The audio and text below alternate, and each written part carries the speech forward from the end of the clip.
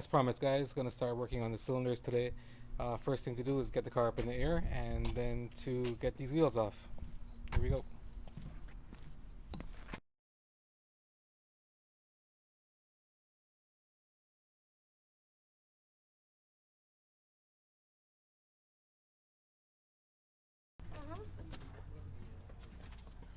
Stay at the side, okay? 1 second. I just got here freezing. Thank you, sweetie.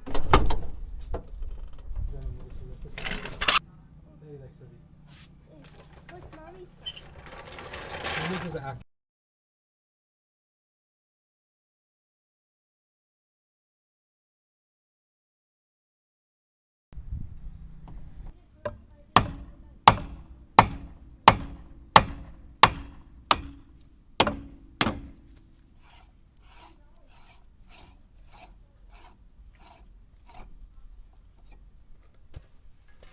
Knock on, knock off. Okay, so I got the wheel off here, guys, and the next step is to take this caliper off. And I think I'll leave this part on here, but it's got to take off the loosen the shock from the top and from the bottom, and the ultimate goal right here right now is to get the spring out. Spring's back there, and so I got to get the shock out and these other things here. So I'm gonna start working on that. First thing is gonna be the caliper. Bolt up there, bolt down here. The caliper bolts on this are a 3/8 Allen. So I'm just going to take off the caliper right now.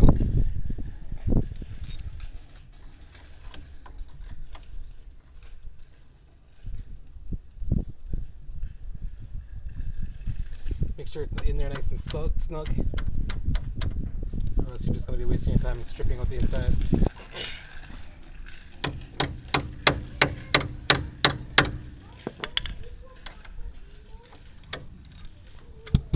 This thing's on breaker bar status.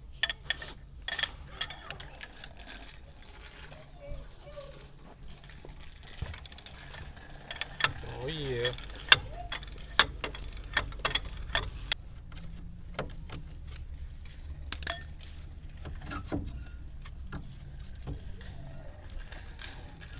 Brakes are in good shape.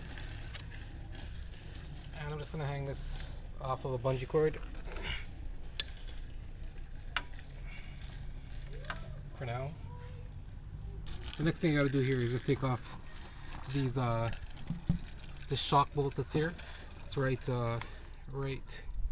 here, and there's 2 more bolts at the bottom of the shock. And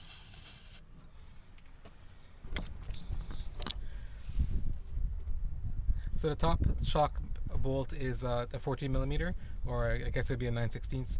So I'm just gonna put that. I should be using a long one, but I only have a short one here. But I'll try to make it work. Use an extension here, and also use the impact gun. See if it could zip out the top of the shock.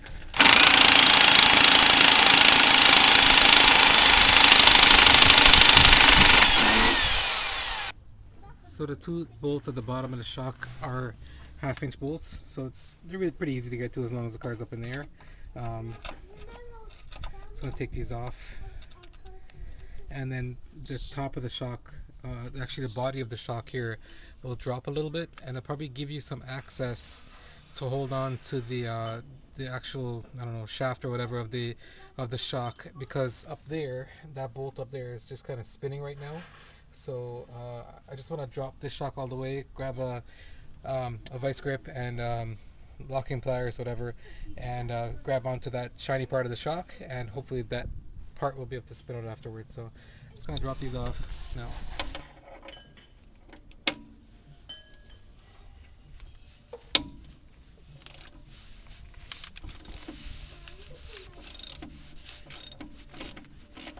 Frustration forces me to bring out the BFG. I'm not talking about the one from Disney.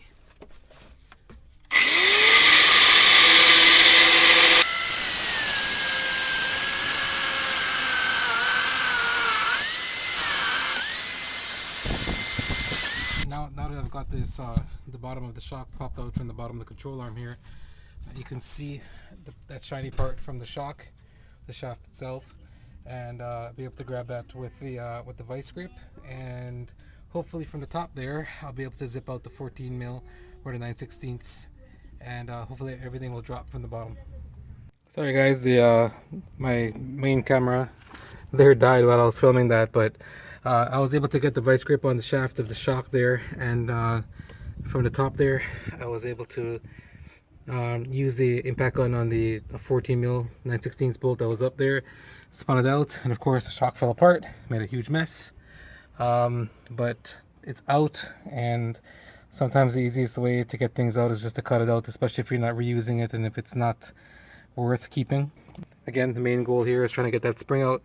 That's the spring I'll be using in the back of the car after it's cut down, so it'll be a lot shorter than it is. It goes all the way up to there inside the frame. So everything looks kind of crusty in here right now, but it's all gonna get cleaned up. Daddy, can I help? Sure you can, honey. Sure you can help. And what I'm going to do is just scrape that all off. It's all undercoating, and hopefully underneath everything's clean. There's the old control arm, that's the one, and there's the cross shaft I was telling you about back there that I need to be using. It's actually right there. This cross shaft, that's right here. That has to go under the control arm, and that's where the shock was before. Now gone. I wasn't able to get these cotter pins out of these ball joints here, so what I did is I just they're really rusty, so as soon as I touched them they kind of crumbled, so I just decided to put the 7/8 ratchet on here, and they both start to turn. So I was lucky that way. I mean, the cotter pin's still in there, the majority of it is still in there, so I'm just going to be able to turn these out. I did loosen these a second ago, so I didn't have that on camera, so that's my bad. But just going to loosen these ball joints a little bit to the point where it's kind of holding on like that. See, there's a little bit of a gap right here. Right there, there's a bit of a gap. And also, I'm going to do it at the top too. So ultimately, the goal is, again, to get that spring out of there. And I need to get this spindle off in order to get that spring out. So I'm just going to just hit on this part of the spindle, so right here, and another one right here. So I'll give it a good couple smacks, and this space that I left between the nut and the spindle should, once I hit it there, the spindle should come down, so in effect the ball joint will be loose at that point. So I'm just gonna, again, for safety guys, just let the bolts on the ball joint stay a little bit loose. So, I mean, stay a little bit. Make sure the ball joint has the nut on there, so it can catch once it's broken loose. So, and a tip: get a sledge, guys. Don't do it with a claw hammer. It's just a pain in the butt, and I would just totally recommend that. So what I'm going to do right now, I'm going to hit right here on the spindle, and hopefully everything will separate at that point. And I don't need a pickle fork or that kind of tool, because I really don't like that tool.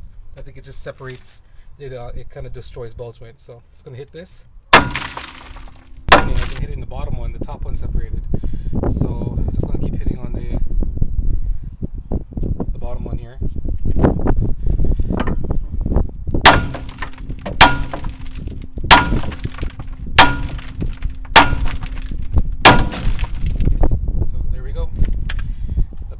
Separated, and the slack has been taken up by the nut there and also up here.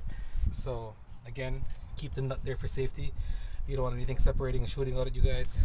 I'm going to put the jack underneath here and then loosen the nuts here. So I'm going to put the jack underneath the lower control arm, then loosen the nuts here and here, and then I'll be able to let the spring down safely.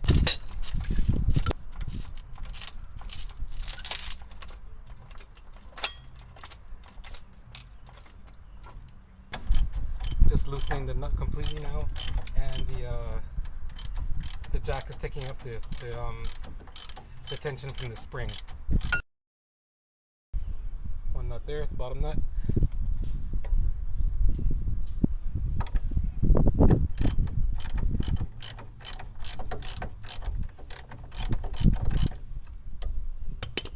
One more thing, guys, before I loosen this completely, I just wanted to show you that I've actually left the tie rod end attached to the spindle there. I'm not going to take that off because I don't think I need to take that off at the moment. So I'm just going to leave that there, and the whole assembly will be able to drop on the ground with that attached still. So shouldn't hurt anything. And the tie rod and the whole front end seems to be tight on this car, so I'm not going to touch it. Just going to leave it the way it is for now.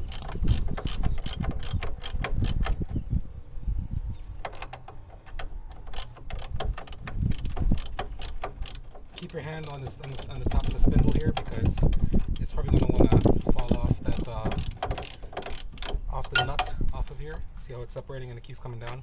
So the only thing holding it right now is the tension in the upper, the bit of tension that's in the upper ball joint, and the lower and the spindle. Sorry, and the tie rod end.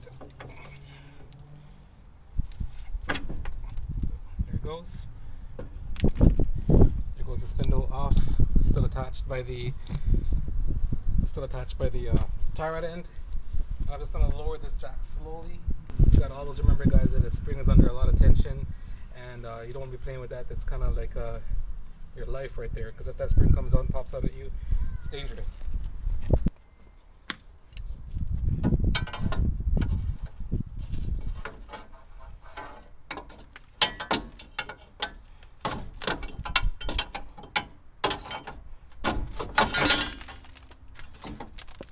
So there it is. It's out.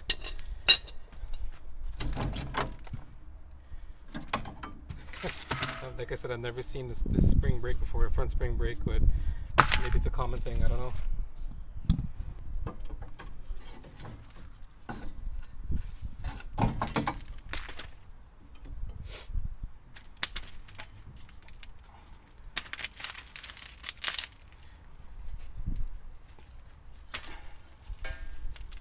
There's a piece that was there. So there's the lower control arm. And the lower spring sprocket there. I also have a set of reinforced lower control arms that I'll be using, but I haven't even begun to polish those yet. So for this year, what I think I'll do, I'll run these stock lower control arms, and I'll be changing the ones up there and putting everything back together. Later on this year, I'll be replacing these inner fenders and cleaning all of this up. And hopefully reassembling everything really soon. Just gonna work on the other side, and I'll cut you guys back on after that.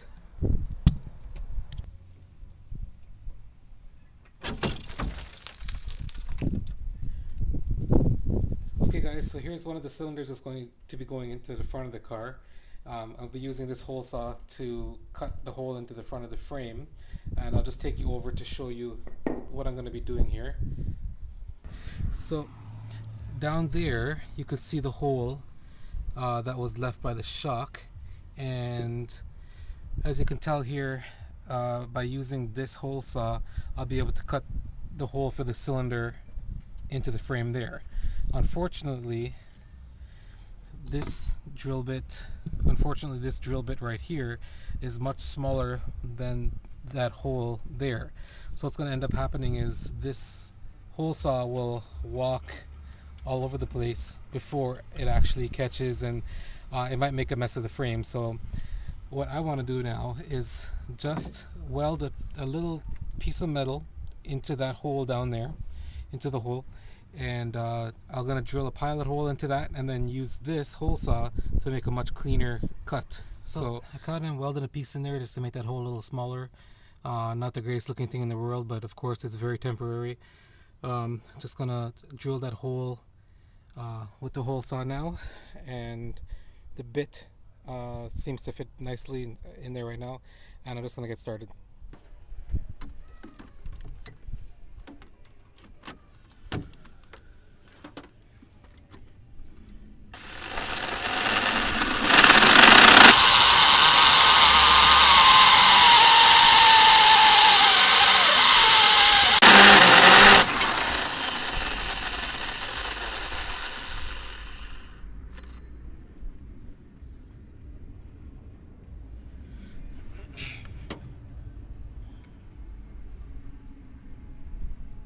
Okay guys, so just went through there and it has a pretty sizable hole,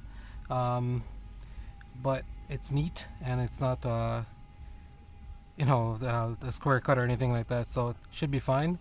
I've used this hole saw before on my other cars and it's been fine, so I'm gonna move on to the other side now.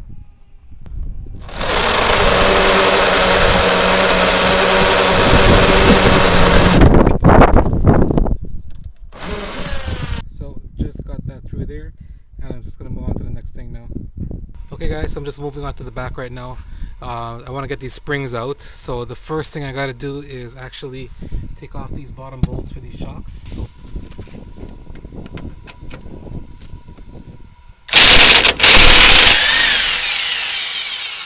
Yep, and that worked. I'm just going to go over to the other side. Okay guys, now that I've loosened out the bottom shock nuts, I'm going to take out these back springs. There's no real special technique on taking out these springs. What I do is I jack up the axle from one side and I take out the opposite spring because it's pretty much just ready to drop out at that point because there's not much tension. So I'll just show you how to do one side now. As you can see, as I jack up the right side of the rear end of the axle, the left side's coming down and it's actually getting less tension on that spring.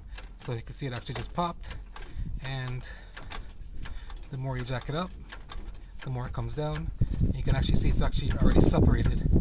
So no more tension on that spring. There's nothing holding that spring up right now except for some undercoating and some dirt. So I'm able to go in here and just pull it out just like that.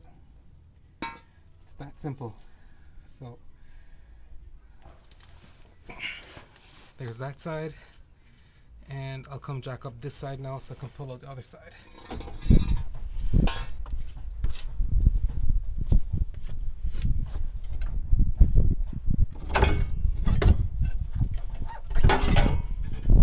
there's the other side.